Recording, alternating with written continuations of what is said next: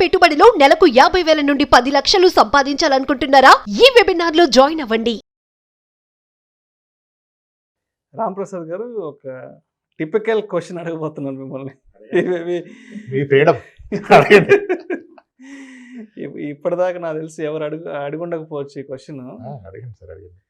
ఈ స్టాక్ మార్కెట్లో ఇన్వెస్ట్మెంట్స్ కానీ మ్యూచువల్ ఫండ్స్లో ఇన్వెస్ట్మెంట్స్ కానీ అందరూ ఇన్వెస్ట్ చేయమని చెప్తానే ఉంటారు, కానీ ఆ ఇన్వెస్ట్ చేసిన దాన్ని ఎప్పుడు వెనక్కి తీసుకోవాలన్న సంగతి మాత్రం ఎప్పుడు ఎవరు ఎక్కడ చెప్పరు.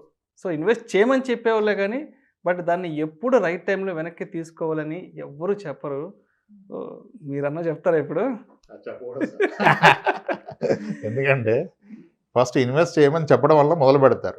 తీయమని మనం చెప్పాల్సిన అవసరం లేదు, తీసేస్తారు. తీయటానికంటే ఒక రూల్ అక్కర్లేదు. ఓకే ఓకే ఇప్పుడు ఫస్ట్ థింగ్ ఏంటంటే ఎప్పుడు తీయాలనేది మీరు ఎందుకు పెట్టారనే దాని మీద ఆధారపడి ఉంటుంది. కానీ ఎందుకు పెట్టామనే విషయాన్ని మొదటిలోనే మర్చిపోతున్నారు.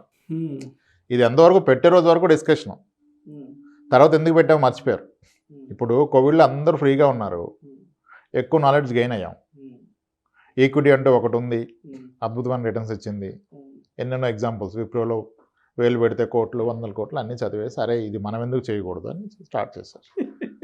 ఓకే నిప్పాన్ గ్రోత్ ఫండ్ అంత వచ్చింది, ఇంత వచ్చింది. చిప్పాన్ ఎక్కడ చేశారు? మ్యూచువల్ ఫండ్స్లో పెట్టారు. ఫస్ట్ 94లో 95లో పెట్టారు, 2021 అక్టోబర్కి అంత వచ్చింది, ఇంత వచ్చింది. ఆ వీడియోలు చేసాం, అది చూసి దూకేశారు. ఈ దూకేసి ఏం చేశారు?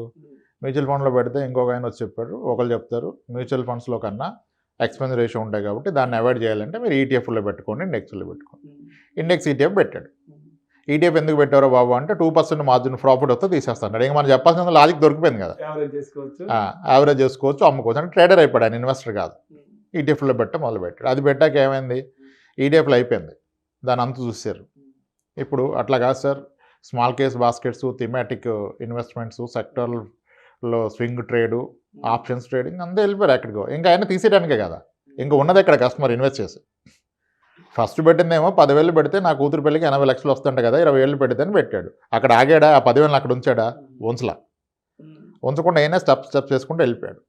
సో ఎప్పుడు తీయాలో మనం చెప్పాల్సిన అవసరం లేదు. సో కానీ ఇన్వెస్ట్మెంట్ చేయించేటప్పుడు మాత్రమే అడ్వైజర్ పక్కన ఉంటాడు, వెనక్కి తీసుకునేటప్పుడు అడ్వైజర్ అసలు అవసరం లేదు కస్టమర్కి. ఎందుకంటే ఆయనకి అడ్వైజర్లు చాలా మంది అవైలబుల్ ఉన్నారు. ఏటీఎం కార్డు పెట్టి తీసి కాబట్టి అంతే. అకౌంట్ తీసుకునేటప్పుడు మేనేజర్తో పని.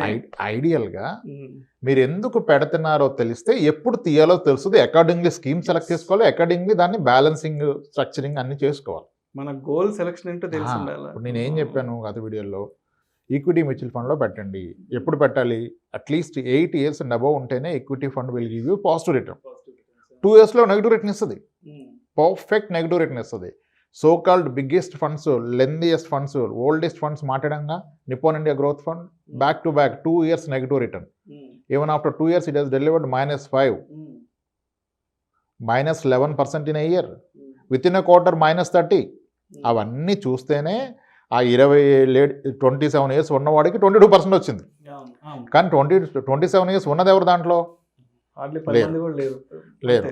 ఇప్పుడు అందరం చెప్తున్నాం ఈ స్టాక్ ఎంత ఇచ్చింది, బట్ ఈ స్టాక్లో 20 years ఉన్నాడు ఎవడు? ఏషియన్ పెయింట్ 22%, 26 తీసుకుంది ఎవరు? మ్యూచువల్ ఫండ్ ఇచ్చినాయి. ఇప్పుడు గత 15 yearsలో ఉన్న టాప్ 15 ఫండ్స్ కూడా more than 18% ఇచ్చినాయి. డైవర్సిఫైడ్ ఈక్విటీ ఫండ్స్, ఫ్లెక్సీ క్యాప్లు, మిడ్ క్యాప్లు 16, 18, 20 ఉన్నాయి. కానీ 20 తీసుకుంది ఎవరు?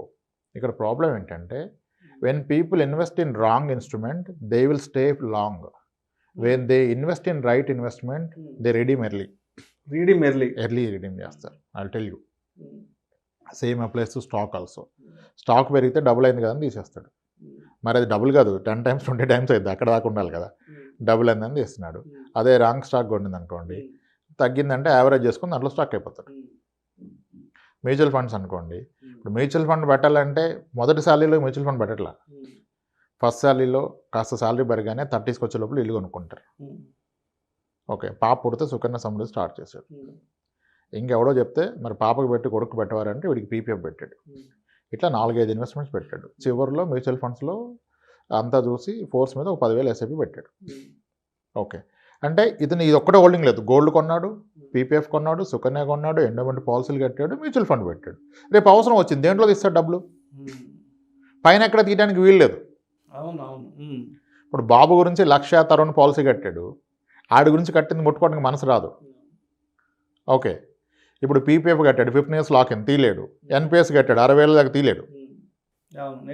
ఓకే, స్థలం కొన్నాడు, ఆ స్థలం అమ్మ ఊరు మొత్తం అనుకుంటారు ఈడు అయిపోయాడు అనుకుంటాడు. అదే 2-3 రోజులు అమ్మేసి క్యాష్ తెచ్చుకునే అవకాశం లేదు, తీయడు, సోషల్ స్టేటస్ కదా, అది తీయడు. ఏం ఇస్తాడు?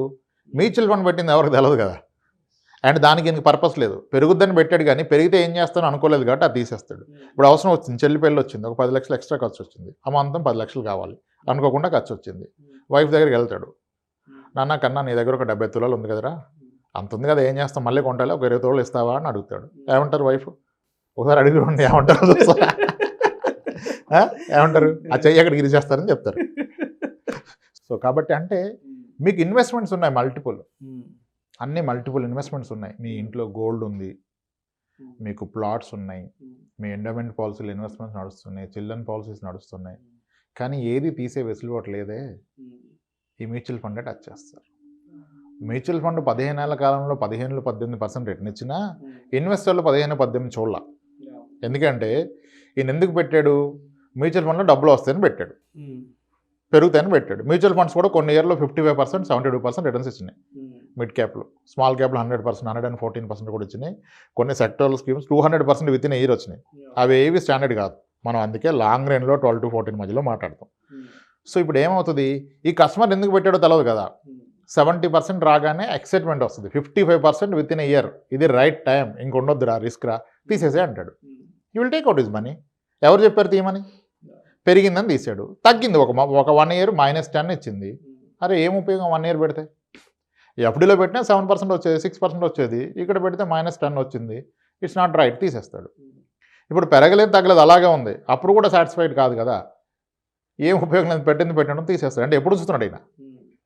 సో మీకు క్లారిటీ ఉంటేనే ఎందుకు పెట్టారు, ఎంత మీరు టార్గెట్ చేస్తున్నారు తెలిస్తే మీరు ఆ పీరియడ్ ఉంటారు. అందుకని ఎందుకు పెట్టారో తెలియకపోతే ఎప్పుడు ఇవ్వాలో చెప్పాల్సిన అవసరం లేదు. అందుకే చెప్పరు బహుశా ఎవరు. మనం ఏం చెప్తాం, బాబు కూతురు పెళ్ళికి పెడితే, చదువుకు పెడితే ఈక్విటీ రిస్క్ 2 years ముందు మార్కెట్ పడ్డదంటే మీది పోతుంది. సో ఒక 3-4 years ముందే స్లోగా దీన్ని తీసుకెళ్ళి ఎఫ్డీలో పడేసుకోండి, లేదా కన్జర్వేటివ్ హైబ్రిడ్ ఈక్విటీ ఫండ్స్ ఉంటాయి వాటిలో పెట్టుకోండి, 8-9% వస్తుంది. You should be happy. ఎందుకంటే మీరు ప్రొటెక్ట్ చేయాలి అప్పటిదాకా అక్యుములేట్ చేసిన మనీని.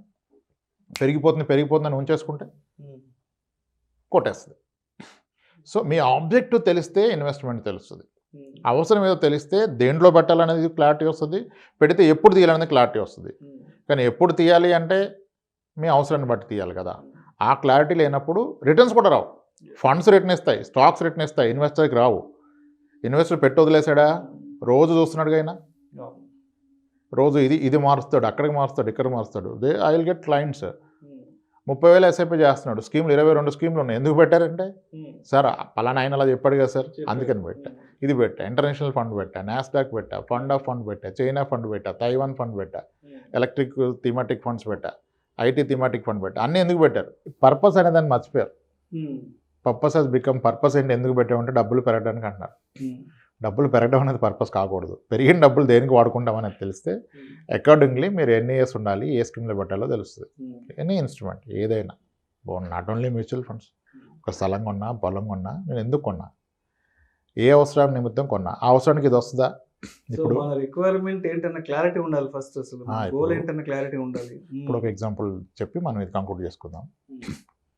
స్థలాలు బాగా పెరుగుతున్నాయి, మా నాన్నగారు కొన్నది బాగా పెరిగింది, మా తాతగారు మా నాన్నగారికి ఇచ్చింది పెరిగింది, ఆయన నాకు ఇచ్చింది పెరిగింది, ఇప్పుడు నా ఆస్తి 20 కోట్లు అయిపోయింది అనుకుందాం. అసలు ఒక వ్యక్తి ఉన్నారు, ఆయన అనుకుంటున్నారు నా ఆస్తి 30 కోట్లు ఉంది, 40 కోట్లు ఉందని చెప్తున్నాడు. కానీ నేను చెప్పిన ఏంటి, స్థలాలు పొలాలు. స్థలాలు అనుకుందాం, అక్కడ కొన్నాడు, ఇక్కడ కొన్నాడు, అన్నీ పెరిగాయి. ఈయన ఎందుకు లింక్ చేసుకున్నాడంటే, ఈ పెరిగిన డబ్బులతో పిల్లలు చదువులు వాడదామని అనుకున్నాడు. వీళ్ళ పాప మెడిసిన్ చేసేసింది, ఇప్పుడు పీజీకి వెళ్తుంది, పూణేలో సీట్ వచ్చింది, మేనేజ్మెంట్ కోట. ఇన్ని డబ్బులు పెట్టుకుని ఎందుకు లాంగ్ టర్మ్లో టైం వేస్ట్? డబ్బులు ఉన్నోడు ఖర్చు పెట్టవచ్చు కదా చదువుకి. ఒక 3 కోట్లు కావాలి. మరి ఈ 3 కోట్లకి ఇతనుకున్న ఆస్తులు అమ్మితే ఉన్నాయి, ఆస్తులు 40 కోట్లు ఉన్నాయి, కానీ 3 కోట్లు వైట్ అవుట్ ఇస్తున్నాడు. తీరా పెరిగింది అన్నారే, అమ్మినప్పుడు అదొక పెద్ద ప్రాబ్లం అయిపోతుంది కదా. సో ఏ ఇన్వెస్ట్మెంట్ అయినా మీ పర్పస్ ఆఫ్ ఇన్వెస్ట్మెంట్ తెలిస్తే దాన్ని ఎంతవరకు హోల్డ్ చేయాలి, ఎప్పుడు తీయాలి, ఎలా రియాక్ట్ అవ్వాలో తెలుస్తుంది. ఎప్పుడు తీయాలనేది, ఎందుకు పెట్టారనే దాని మీద మాత్రమే డిపెండ్ అయి ఉంటుంది. ఎందుకు పెట్టారో తెలియని పక్షంలో మీరు ఎప్పుడు తీయాలో ఎవరు చెప్పగలుగుతారు? పెరిగితే తీయాలనుకున్న ట్రేడర్ అయిపోతున్నారు, అప్పుడు ఇంకా ఆయన చెప్పాల్సిన అవసరం ఉంది నువ్వు తీయాలి పెట్టాలని. స్వింగ్ ట్రేడ్ వేరే ట్రేడ్స్ వచ్చినాయి కదా చాలా, బియాండ్ పాయింట్ వెళ్ళిపోయారు. సో ఇట్స్ ఆల్ డిపెండ్స్ ఎందుకు ఇన్వెస్ట్ చేస్తున్నారు. That tells you when should redeem, ఎప్పుడు మీ అమౌంట్ తీసుకోవాలి. అంతేగాని పెట్టండి అంటే ఎప్పుడు తీయాలంటే పెట్టినప్పుడు పర్పస్ ఉండాలి, పర్పస్ లేకపోతే ఎప్పుడు తీయాలి ఎవరు చెప్పలేరు. Thank you sir, thank you so much Ramprasad గారు. అసలు ఇన్వెస్ట్మెంట్స్ ఎందుకు చేస్తున్నాము, ఆ చేసిన ఇన్వెస్ట్మెంట్ని ఎప్పుడు ఎలాంటి రైట్ టైంలో మనం వెనక్కి తీసుకోవాలి అనే అంశం గురించి ప్రేక్షకులకు మీ విశ్లేషణ ద్వారా చాలా చక్కగా వివరించారు. Thank you so much sir. Right అండి, థ్యాంక్స్.